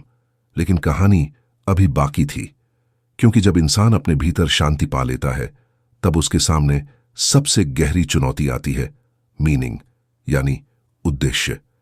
आरव अब तैयार था अपने जीवन के असली सवाल से मिलने के लिए। मैं ये सब क्यों कर रहा हूं? आरव अब जिंदगी में एक अजीब सी शांति महसूस कर रहा था। ना उतनी हड़बड़ाहट, ना उतना डर, ना वो पागलपन जो पहले हर सुबह उसके सिर पर हथौड़े की तरह गिरता था। लेकिन उस शांति के पीछे एक सवाल धीरे धीरे सिर उठाने लगा। अब आगे क्या? उसके पास अब समय था, ऊर्जा थी, रूटीन था, पर एक खालीपन बाकी था। जैसे कोई संगीत हो जिसमें सारे सुर हों पर दिल ना हो। वो अपने कमरे में बैठा खिड़की के बाहर देख रहा था। हवा में उड़ते पत्ते जैसे पूछ रहे हों, तू किस दिशा में जा रहा है? यही वो जगह थी जहां स्टीव चैंडलर अपनी किताब टाइम वॉरियर में उस सबसे जरूरी विषय पर बात करते हैं, मीनिंग यानी जीवन का अर्थ। स्टीव कहते हैं, when you lose your why you lose your way, यानी जब तुम अपने क्यों को खो देते हो तो तुम्हारा रास्ता भी खो जाता है। आरव के साथ यही हुआ था। वो अपने काम में अच्छा था, अपने समय का प्रबंधन कर रहा था, लेकिन उसका क्यों कहीं खो गया था। वो सिर्फ कैसे पर जी रहा था, कैसे ज्यादा कमाऊं, कैसे जल्दी पूरा करूं, कैसे बेहतर बनूं। पर क्यों का जवाब उसके पास नहीं था। एक दिन उसके गुरु ने उससे पूछा, आरव, अगर तुझे कोई वेतन न मिले तो क्या तू यही काम करेगा? आरव चुप हो गया। वो नहीं जानता था कि जवाब क्या है। गुरु बोले, बस वहीं से अपनी खोज शुरू कर। स्टीव कहते हैं, purpose is not something you find, it's something you decide. यानी उद्देश्य कोई चीज नहीं जो कहीं बाहर छिपी हो, बल्कि एक फैसला है जो तुम खुद लेते हो। आरव ने यह बात दिल से पकड़ ली। उसने एक डायरी निकाली और लिखा, मैं क्यों काम करता हूं। पहले 5 मिनट तक कुछ नहीं लिखा, फिर धीरे धीरे शब्द निकलने लगे। क्योंकि मैं चाहता हूं कि मेरे काम से लोगों का जीवन आसान बने, क्योंकि मैं चाहता हूं कि मेरा बच्चा मुझे देखकर सीखे कि मेहनत इज्जत देती है, क्योंकि मैं खुद को साबित करना चाहता हूं कि मैं बेकार नहीं हूं। वो लिखता गया और हर लाइन उसके भीतर कुछ खोलती गई, जैसे बरसों से दबे हुए दरवाजे खुल रहे हों। स्टीव चैंडलर कहते हैं, when you connect your time with your purpose every minute becomes sacred. यानी जब तुम्हारा समय तुम्हारे उद्देश्य से जुड़ता है तब हर पल पवित्र बन जाता है। अब आरव का हर दिन अलग था। वो वही काम कर रहा था, लेकिन अब उसमें मीनिंग था। वो हर सुबह ऑफिस पहुंचता और खुद से पूछता, आज मैं अपने उद्देश्य की दिशा में क्या करने वाला हूं? और इस सवाल ने उसके दिन को दिशा दी। वो अब समय को मार नहीं रहा था, वो उसे अर्थ दे रहा था। एक दिन उसके साथ काम करने वाला रवि बोला, यार, तू बदल गया है। पहले तू सिर्फ डेडलाइन की बात करता था, अब तू बात करता है इम्पैक्ट की। आरव मुस्कुरा दिया। उसने जवाब दिया, पहले मैं टाइम बचाना चाहता था, अब मैं टाइम को भरना चाहता हूं। स्टीव चैंडलर इस अध्याय में एक शानदार लाइन लिखते हैं, stop living by the clock, start living by the compass. यानी घड़ी के हिसाब से नहीं, दिशा के हिसाब से जियो। वो कहते हैं कि अगर तुम्हारे पास सही दिशा है तो तुम देर नहीं कर सकते। आरव ने यह बात अपने जीवन में उतार ली। अब वो दिन को घंटों में नहीं मापता, बल्कि कितनी गहराई से जिया उसमें मापता। उसने अपने ऑफिस में दीवार पर लिखा, पर्पस ओवर प्रेशर, यानी दबाव से ज्यादा जरूरी है उद्देश्य। अब वो काम में दूसरों से मुकाबला नहीं करता था, वो अपने क्यों से मुकाबला करता था, कि क्या मैं सच में वही कर रहा हूं जो मेरे दिल को सही लगता है। धीरे धीरे उसने अपने छोटे छोटे कामों को भी अर्थ से जोड़ना शुरू किया। वो सोचता, अगर मैं एक ईमेल भेज रहा हूं तो क्या मैं किसी का दिन थोड़ा आसान बना रहा हूं? वो अपनी मीटिंग्स में भी यही पूछता, क्या ये चर्चा किसी असली बदलाव की ओर बढ़ रही है या सिर्फ दिखावे की है? और यकीन मानिए, जब तुम्हारे काम में मीनिंग आ जाता है तो हर चीज का टोन बदल जाता है। थकान कम लगती है और संतोष ज्यादा मिलता है। एक रात उसने अपने बेटे से कहा, बेटा, समय को सही दिशा देना ही सबसे बड़ी बुद्धिमानी है, क्योंकि समय कभी रुकता नहीं, बस बहता है। तू तय कर कि वो तेरे लिए बहे या तेरे खिलाफ। स्टीव कहते हैं, When you live your purpose, time expands. यानी जब तुम अपने उद्देश्य के साथ जीते हो तो समय फैल जाता है। तुम्हें लगता है कि दिन में घंटों बढ़ गए हैं क्योंकि हर पल सार्थक लगने लगता है। अब आरव के लिए वीकेंड और वर्कडे में फर्क नहीं था। हर दिन मायने रखता था, हर सुबह में एक अर्थ था, हर रात में एक मुस्कान। और यही वो बिंदु था जहां स्टीव चैंडलर कहते हैं, the true warrior doesn't fight time, he flows with it. यानी असली योद्धा समय से नहीं लड़ता, वो उसके साथ बहता है। आरव अब समय से नहीं भागता था, वो उसे समझता था, सम्मान देता था और उसे अपने उद्देश्य की दिशा में बहाता था। पर कहानी यहां खत्म नहीं होती, क्योंकि जब कोई इंसान अपने क्यों को समझ लेता है तब उसके सामने अगली सबसे बड़ी चुनौती आती है। कैसे अपने इस उद्देश्य को स्थायी आदतों में बदला जाए। आरव अब एक ऐसे मोड़ पर पहुंच चुका था जहां उसे अपनी दिशा मिल गई थी। वो जान चुका था कि वो किस लिए काम करता है और उसके हर दिन का क्या मतलब है। लेकिन एक नई दिक्कत सामने आई, स्थिरता की। देखिए, दिशा मिलना आसान होता है, लेकिन उसी दिशा में लगातार चलते रहना वहीं असली खेल है। क्योंकि इंसान का मन बड़ा चालाक होता है। आज वो कहता है, हाँ मैं सुबह 5 बजे उठूंगा, और कल वही कहता है, यार नींद पूरी नहीं हुई, आज छोड़ देते हैं। आरव के साथ भी यही हुआ। पहले कुछ हफ्तों तक सब शानदार चला। सुबह जल्दी उठना, जर्नल लिखना, फोकस्ड काम करना, दिन का लक्ष्य तय करना। लेकिन फिर धीरे धीरे वो पुरानी आदतें वापस आने लगीं। फोन सुबह सुबह उठते ही हाथ में आ जाता, ध्यान करना टल जाता और रात को वो सोचता, कल से पक्का। यानी वही पुराना चक्र। यहीं स्टीव चैंडलर की किताब टाइम वॉरियर के अगले हिस्से की शुरुआत होती है। स्टीव कहते हैं, discipline is remembering what you want. यानी अनुशासन का मतलब है बार बार याद रखना कि तुम सच में क्या चाहते हो। आरव ने जब यह लाइन पढ़ी तो उसे अंदर तक झटका लगा, क्योंकि वो हमेशा सोचता था कि अनुशासन एक मजबूरी है, खुद को किसी चीज के लिए जबरदस्ती करना। लेकिन यहां स्टीव कह रहे थे कि अनुशासन कोई सजा नहीं, बल्कि एक याद दहानी है। आरव ने तय किया कि वो अपने अनुशासन को कठोरता नहीं, स्मृति बनाएगा। उसने अपने कमरे में एक स्लिप चिपकाई, मैं वो नहीं जो मैं महसूस करता हूं, मैं वो हूं जो मैं करता हूं। हर सुबह जब उसका मन कहता, आज नहीं यार, थोड़ा और सो लेते हैं, वो उस स्लिप को देखता और खुद से पूछता, मैं क्या चाहता हूं, आलस या आजादी। स्टीव कहते हैं कि हमें अपने जीवन में माइक्रो हैबिट्स चाहिए, यानी छोटी छोटी आदतें जो बड़े बदलावों की जड़ बनती हैं। वो लिखते हैं, small disciplines repeated with consistency lead to great achievements. यानी छोटे छोटे अनुशासन अगर लगातार किए जाए तो बड़े नतीजे लाते हैं। आरव ने तय किया कि वो एक बार में बड़ा बदलाव नहीं करेगा, वो सिर्फ 3 छोटी चीजों पर फोकस करेगा। पहली, सुबह उठते ही फोन नहीं छूना। दूसरी, हर दिन 20 मिनट पढ़ना। तीसरी, रात को सोने से पहले 5 मिनट का जर्नल लिखना। बस इतना ही। पहले दिन मुश्किल लगी, दूसरे दिन थोड़ा आसान, और तीसरे दिन उसे एक अजीब सी खुशी हुई। वो खुद पर भरोसा करने लगा था। स्टीव कहते हैं, you don't need motivation, you need momentum. यानी तुम्हें मोटिवेशन नहीं चाहिए, तुम्हें गति चाहिए। आरव ने यह बात समझ ली। अब वो हर बार खुद को प्रेरित करने की जगह बस काम शुरू कर देता था। वो जान गया था कि जब तक तुम बैठे रहोगे, सोचते रहोगे, तब तक मन तुम्हें रोकता रहेगा। लेकिन जैसे ही तुम पहला कदम उठाते हो, मन चुप हो जाता है। एक दिन उसने अपने दोस्त रवि से कहा, भाई, मैं पहले सोचता था कि मैं अनुशासित नहीं हूं, लेकिन अब समझ आया कि मैं बस खुद को बहुत ज्यादा सोचने देता था। रवि बोला, मतलब? आरव ने हंसकर कहा, मतलब ये कि अनुशासन सोच से नहीं, कार्रवाई से बनता है। मैं अब हर चीज को छोटा करके देखता हूं, सिर्फ पहला कदम। यही बात स्टीव भी समझाते हैं। Don't climb the whole mountain, just take 1 step. यानी पूरी पहाड़ी मत चढ़ो, बस अगला कदम भरो। आरव ने इस विचार को अपनी रूटीन में पिरो लिया। अब अगर कोई बड़ा प्रोजेक्ट आता तो वो उसे 20 छोटे हिस्सों में बांट देता। हर दिन बस एक हिस्सा करता और धीरे धीरे बिना दबाव के पूरा काम हो जाता। धीरे धीरे उसके भीतर से एक नया आत्मविश्वास पैदा हुआ। अब वो हर काम में कंसिस्टेंसी ढूंढता, न कि परफेक्शन। क्योंकि जैसा स्टीव कहते हैं, perfection is fear in disguise. यानी परफेक्शन दरअसल डर का दूसरा नाम है। आरव को यह बात समझ आई कि वो पहले हर काम को परफेक्ट करने की कोशिश में टाइम बर्बाद करता था। अब वो कहता था, भाई बस शुरू कर, बाकी रास्ते में सीख जाएगा।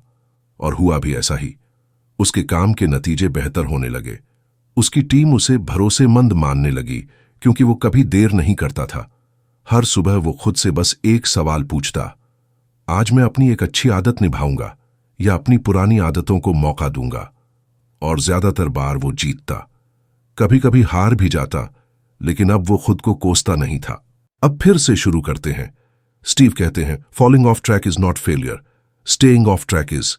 यानी रास्ते से भटक जाना असफलता नहीं है, वहीं रह जाना असफलता है। आरव ने ये सीख अपने दिल में उतार ली। अब उसे समझ आने लगा कि असली जीत उन लोगों की होती है जो हारकर भी दोबारा उठते हैं। धीरे धीरे उसने देखा कि उसकी नई आदतें उसके रिश्तों, काम और सोच में भी बदलाव ला रही हैं। वो अब हर चीज को रूटीन की तरह नहीं करता था, बल्कि कला की तरह करता था। जब वो काम करता तो पूरी उपस्थिति के साथ करता, जब आराम करता तो बिना अपराधबोध के करता, और जब सोचता तो साफ दिल से सोचता। एक दिन उसने अपने बेटे को कहा, बेटा, जिंदगी कोई दौड़ नहीं, ये तो एक ताल है। तू बस हर दिन की धुन को सही बजा, बाकी गाना खुद बन जाएगा। वो समझ चुका था कि अनुशासन का मतलब खुद को बांधना नहीं, बल्कि खुद को मुक्त करना है। क्योंकि जब तुम अपनी आदतों के मालिक बन जाते हो तो दुनिया तुम्हें रोक नहीं सकती। अब उसकी सुबह हल्की होती थी, रातें संतोष भरी। उसका शरीर स्वस्थ, मन शांत और आत्मा संतुष्ट लगती थी।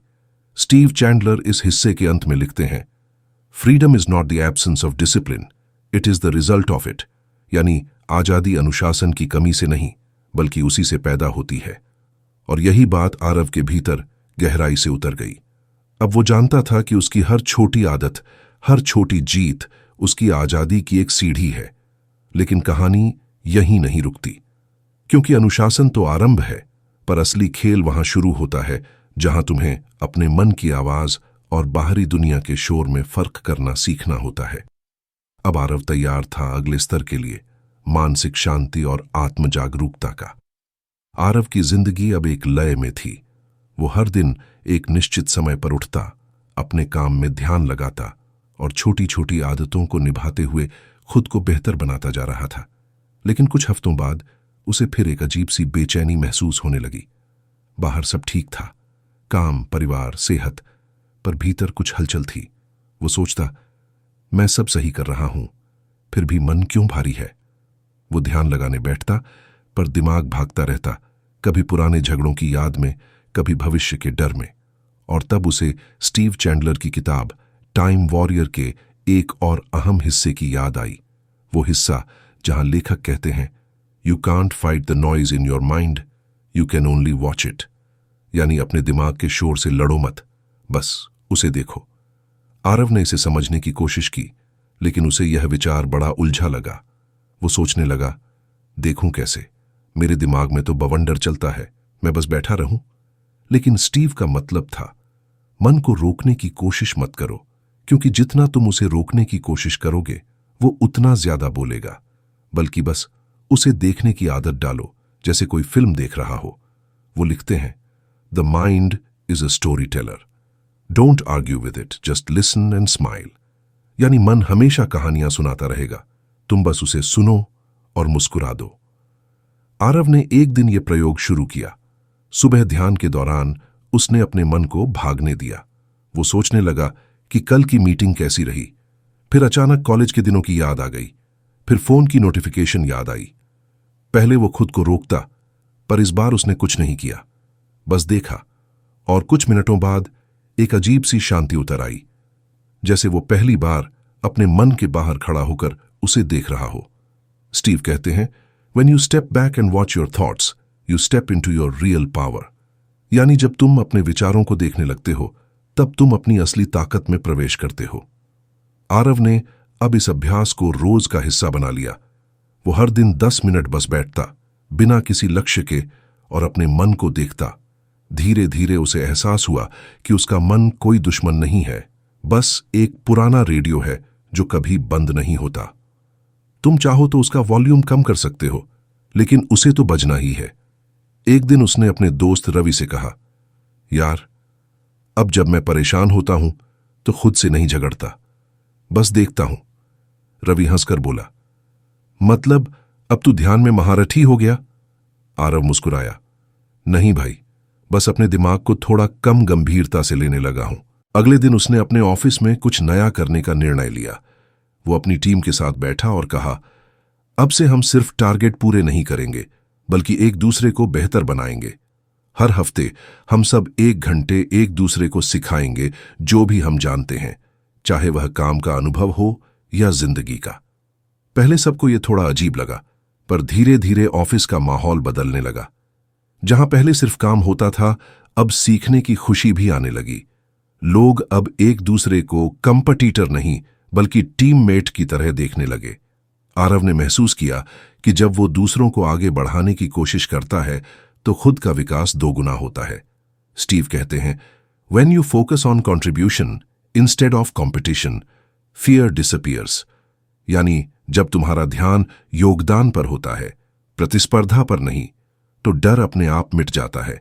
अब आरव को न तो किसी से जलन होती, न तुलना करने की जरूरत महसूस होती, क्योंकि उसे पता था जो भी उसके पास है वो बांटने से और बढ़ेगा। समय भी ऐसा ही है, जब तुम किसी और को समय देते हो वो कम नहीं होता बल्कि गहराई पाता है। एक दिन उसकी मुलाकात एक पुराने स्कूल के शिक्षक शर्मा सर से हुई। सर उम्र दराज हो चुके थे, लेकिन उनकी आंखों में अब भी चमक थी। आरव ने पूछा, सर, आपने पूरी जिंदगी पढ़ाया, क्या कभी लगा कि वक्त निकल गया? शर्मा सर मुस्कुराए और बोले, नहीं बेटा, क्योंकि मैंने अपना समय अपने बच्चों में जिया है। मैं हर दिन किसी न किसी के भविष्य में बीज बोता रहा। ऐसा व्यक्ति कभी बूढ़ा नहीं होता, क्योंकि वो अपने से आगे जीता है। यह सुनकर आरव के रोंगटे खड़े हो गए। वो समझ गया, यही है टाइम वॉरियर का असली अर्थ। योद्धा वो नहीं जो समय से लड़ता है, बल्कि वो जो अपने समय को अमर बना देता है, दूसरों की जिंदगी में अपनी छाप छोड़कर। अब उसने अपनी शामों को कुछ अलग ढंग से बिताना शुरू किया। वो हर हफ्ते अपने मोहल्ले के बच्चों को मुफ्त में पढ़ाने जाने लगा। वो उन्हें सिर्फ पढ़ाई नहीं, बल्कि सोचने की ताकत सिखाता था कि कैसे अपने समय को बेकार चीजों में बर्बाद न करें, कैसे ध्यान से जिए, कैसे फोकस करें, कैसे खुद को संभालें। जब वो बच्चों की आंखों में चमक देखता, उसे लगता जैसे उसके भीतर एक नई रोशनी जल गई हो। वो सोचता, मैं पहले अपने समय का मालिक बनना चाहता था, अब मैं अपने समय का दाता बन गया हूं। स्टीव चैंडलर कहते हैं, the happiest people are not those who have more time, but those who use their time to lift others. यानी सबसे खुश लोग वे नहीं जिनके पास सबसे ज्यादा समय होता है, बल्कि वे होते हैं जो अपना समय दूसरों को उठाने में लगाते हैं। अब आरव की जिंदगी में हर सुबह का एक उद्देश्य था। वो उठता और सोचता, आज मैं किसकी मदद कर सकता हूं। वो जान चुका था कि असली प्रोडक्टिविटी, असली सफलता और असली शांति तीनों तभी मिलती है जब इंसान मैं से ऊपर उठकर हम की सोचने लगता है। धीरे धीरे उसकी कंपनी ने भी बदलाव महसूस किया। टीम खुश थी, काम का माहौल हल्का था और सबके बीच एक नई एकता थी। लोग कहते थे, आरव अब सिर्फ एक मैनेजर नहीं बल्कि एक लीडर है। लेकिन आरव जानता था, वो बस एक टाइम वॉरियर है, जिसने समय से लड़ाई नहीं बल्कि उसके साथ समझौता किया है। उसने अपनी डायरी में आखिरी पंक्ति लिखी, सच्चा योद्धा वो नहीं जो समय को जीतता है, बल्कि वो जो अपने समय को दूसरों के जीवन में बांटकर अमर बना देता है। और यही थी स्टीव चैंडलर की अंतिम सीख। समय की सबसे ऊंची अवस्था है कंट्रीब्यूशन, यानी योगदान, जहां तुम्हारा हर क्षण किसी न किसी के जीवन में आशा, प्रेरणा और बदलाव का बीज बोता है। और वहीं से शुरू होती है वो अमृतुल्य आजादी, जहां तुम सिर्फ जीते नहीं बल्कि जीवन को अर्थ देते हो। आरव की जिंदगी अब पहले जैसी नहीं रही। वो वही आदमी था, वही चेहरा, वही ऑफिस, वही डेस्क, लेकिन भीतर कुछ बहुत गहरा बदल गया था।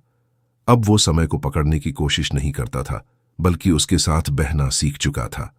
हर सुबह उसकी शुरुआत एक शांत कॉफी के कप और हल्की मुस्कान से होती थी। वो अब खुद को भागते हुए नहीं बल्कि चलते हुए महसूस करता था, अवेयर, प्रेजेंट और पीसफुल। लेकिन फिर भी एक सवाल बचा था जो हर इंसान के मन में रहता है। ठीक है, ये सब तो समझ लिया कि समय की कदर करनी चाहिए, लेकिन प्रैक्टिकली कैसे? यही वो जगह है जहां टाइम वॉरियर की असली खूबसूरती सामने आती है, क्योंकि स्टीव चैंडलर सिर्फ मोटिवेशनल बातें नहीं करते, वो प्रैक्टिकल वॉरियर्स प्लान देते हैं। वो कहते हैं, don't manage your time, manage your mind. यानी अपने समय को नहीं, अपने मन को मैनेज करो, क्योंकि असली दिक्कत कभी समय की नहीं होती, सोच की होती है। अगर सोच साफ है तो समय अपने आप अनुशासित हो जाता है।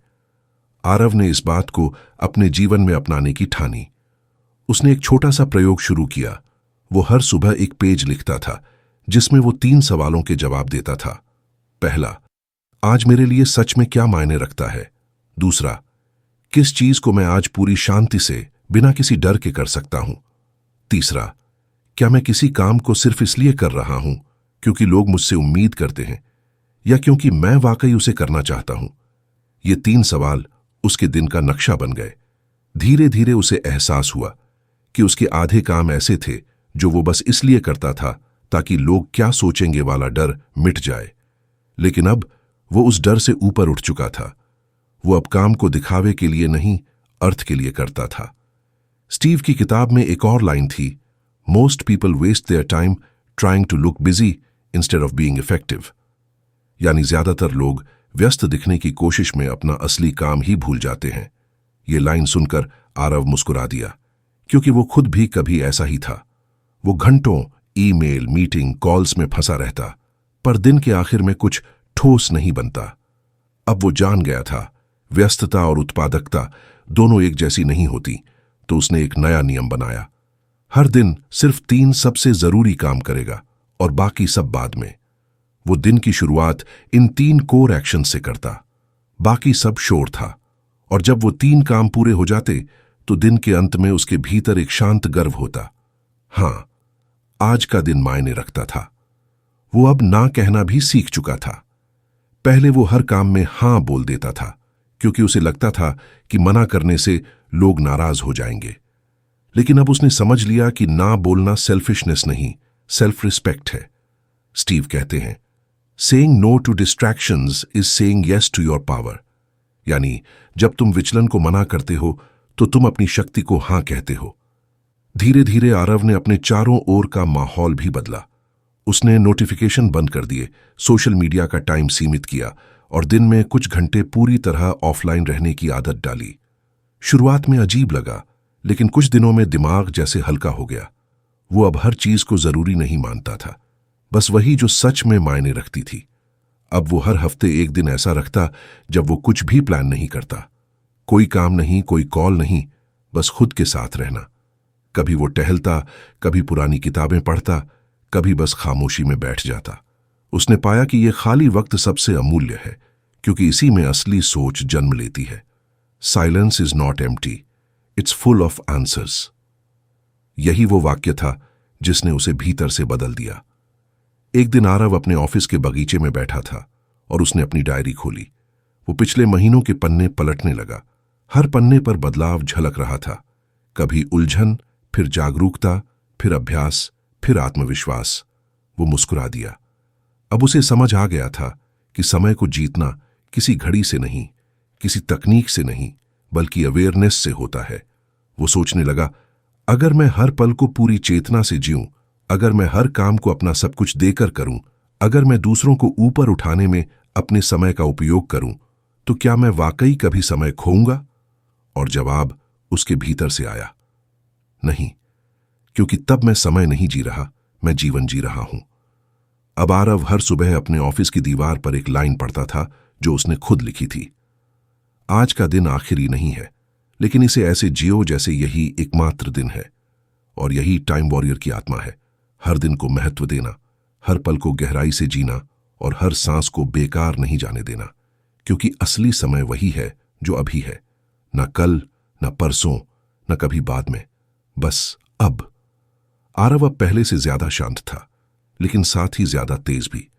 वो हर दिन को एक नई चुनौती की तरह नहीं, बल्कि एक नए अवसर की तरह देखता था। उसने अपने जीवन की दिशा बदल दी थी, बिना समय को बदले, क्योंकि उसने अपने मन को बदल दिया था। और जब कोई उससे पूछता, यार तू हमेशा इतना शांत कैसे रहता है, तो वो मुस्कुराकर कहता, क्योंकि अब मैं समय से नहीं भागता, उसके साथ चलता हूं। समय मेरा दुश्मन नहीं, मेरा साथी है। धीरे धीरे उसके शब्द, उसके व्यवहार, उसकी उपस्थिति, सब कुछ अलग चमकने लगा। वो अब किसी से मुकाबला नहीं करता था, बस योगदान देता था। क्योंकि वो जान चुका था असली शक्ति समय पर हुकूमत करने में नहीं, बल्कि उसके साथ तालमेल बैठाने में है। और वहीं से शुरू होती है जिंदगी की सबसे खूबसूरत अवस्था, जहां तुम हर सुबह मुस्कुरा कर उठते हो और कहते हो, चलो आज फिर एक दिन का सही इस्तेमाल करते हैं। यही है स्टीव चैंडलर की टाइम वॉरियर की असली सीख, कि जिंदगी को जीतने के लिए किसी जादू की जरूरत नहीं, बस खुद को सच्चाई से देखने की हिम्मत चाहिए। क्योंकि जब इंसान खुद से सुलह कर लेता है तो समय भी झुक जाता है। रात का वक्त था, हल्की हवा चल रही थी और आरव अपनी छत पर बैठा था, वही जगह जहां से उसकी सोचने की आदत शुरू हुई थी। अब जिंदगी शांत थी, लेकिन उस शांति में एक गहराई थी। उसने अपने पिछले कई महीनों को याद किया, वो बेचैनी, वो भाग दौड़, वो हर वक्त कुछ मिस करने का डर, और फिर धीरे धीरे वह सबक जो टाइम वॉरियर की किताब ने उसे सिखाए। वो मुस्कुराया, क्योंकि अब उसे समझ आ गया था कि असली समय बचाना घड़ी के हिसाब से नहीं होता, बल्कि जीवन समझने से होता है। वो सोचने लगा, कभी मैं अपने दिन का पीछा करता था, अब मेरा दिन मेरे साथ चलता है। कभी मैं सोचता था कि टाइम नहीं है, अब महसूस करता हूं कि टाइम तो बहुत है, बस इरादे साफ नहीं थे। स्टीव चैंडलर की एक लाइन उसके जहन में घूमी, there is no lack of time, there is only lack of focus. यानी कमी कभी समय की नहीं होती, कमी होती है ध्यान की। अब आरव का ध्यान साफ था। वो जानता था कि उसे हर दिन क्या करना है, किसे समय देना है और किसे नहीं। वो समझ गया था कि ना बोलना कमजोरी नहीं, बल्कि परिपक्वता है। वो यह भी जान गया था कि जब तक हम अपनी सोच और डर को मैनेज नहीं करते, तब तक दुनिया का कोई भी टाइम मैनेजमेंट ऐप हमें नहीं बचा सकता। और जब उसने अपने अंदर की आवाज से दोस्ती कर ली, तब समय भी उसका दोस्त बन गया। कुछ हफ्तों बाद उसने अपने अनुभवों को एक जर्नल में लिखा। हर दिन, हर सीख, हर असफलता और हर छोटी जीत। और फिर उसे लगा, यार, अगर ये बातें मुझे बदल सकती हैं, तो शायद दूसरों को भी मदद कर सकती हैं। यही सोचकर उसने अपने ऑफिस के कुछ लोगों को बुलाया और उन्हें वो सब बताया जो उसने टाइम वॉरियर से सीखा था। वो बोले, सर, ये तो किसी किताब की बात नहीं लगती, ये तो जिंदगी की सच्चाई है। आरव ने हंसते हुए कहा, बिल्कुल, क्योंकि सच्ची किताब वही होती है जो तुम्हारे अंदर की किताब खोल दे। अब वो दूसरों को सिखाने लगा, कैसे हर दिन को पूरा जिया जाए, कैसे ध्यान भटकाने वाली चीजों से दूरी बनाई जाए, कैसे हर काम को प्यार और उद्देश्य से किया जाए। वो कहता, अगर तुम हर दिन बस एक काम पूरे दिल से करो, तो तुम्हारा समय तुम्हारे लिए काम करने लगेगा। और यही स्टीव चैंडलर का असली संदेश था, stop managing your time, start creating your life. यानी अब वक्त को मैनेज करना छोड़ो, अपनी जिंदगी बनाओ। क्योंकि जब तुम अपनी जिंदगी को उद्देश्य से भरते हो, तो समय अपने आप तुम्हारे साथ बहने लगता है। आरव अब एक टाइम वॉरियर नहीं, बल्कि टाइम क्रिएटर बन चुका था। वो अब अपनी हर सुबह को अर्थ से भर देता था। वो जानता था जिंदगी लंबी नहीं होती, लेकिन अगर हर पल सच में जिया जाए तो वही काफी है। वो अब दूसरों से यही कहता, यार, टाइम मत बचाओ, टाइम में कुछ ऐसा करो कि वो तुम्हारा नाम याद रखे। हर दिन कुछ ऐसा करो जो तुम्हारे दिल को भाए, क्योंकि वही पल तुम्हारे लिए सच्चे रहेंगे। उस रात जब उसने अपनी जर्नल की आखिरी लाइन लिखी, तो उसमें बस एक ही वाक्य था, मैं अब समय नहीं जी रहा, मैं अर्थ जी रहा हूं। फ्रेंड्स, यही है how to stop wasting time की असली आत्मा। ये किताब हमें सिखाती है कि समय किसी की प्रतीक्षा नहीं करता, पर अगर तुम सच्चे मन से जागरूक होकर जियो, तो हर पल तुम्हारे लिए ठहर जाता है। वो पल तुम्हारे हाथ में नहीं आता, बल्कि तुम्हारे भीतर जन्म लेता है। तो अब जब भी तुम सोचो कि मेरे पास टाइम नहीं है, तो याद रखना, टाइम हमेशा होता है, बस उसका इस्तेमाल सच्चे इरादे से करना पड़ता है। डर से नहीं, बहाने से नहीं, बल्कि दिल से। अगर तुम भी अपने समय को अर्थ देना चाहते हो, अगर तुम भी हर दिन को महत्व देना चाहते हो, अगर तुम भी उस शांति और ऊर्जा को महसूस करना चाहते हो जो आरव ने महसूस की, तो यकीन मानो, ये किताब, ये विचार तुम्हारी जिंदगी बदल सकते हैं। और हां, जाने से पहले, अगर तुम्हें ये कहानी, ये विचार, ये सफर अच्छा लगा हो, तो प्लीज हमारे चैनल बुक डार्क रीडर को सब्सक्राइब करो। कमेंट में जरूर बताओ कि तुम्हें इस किताब से कौन सा विचार सबसे ज्यादा अच्छा लगा।